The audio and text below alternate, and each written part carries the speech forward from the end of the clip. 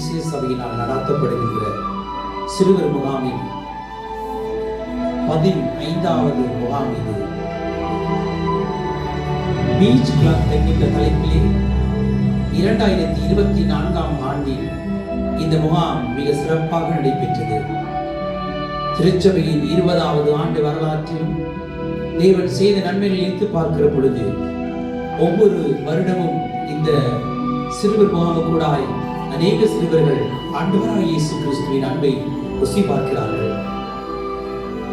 திருச்சபையில் இருக்கிறவர்கள் மட்டுமல்லாமல் திருச்சபையின் சார்ந்தவர்களின் சிநேகிதர்கள், உறவினர்களின் பிள்ளைகள் கூட இந்த முகாம்களில் வந்து கலந்து கொண்டு இதுவரை காலமும் கிறிஸ்துவின் அன்பை ஏதோ ஒரு வகையில் ருசி பார்த்திருக்கிறார்கள்.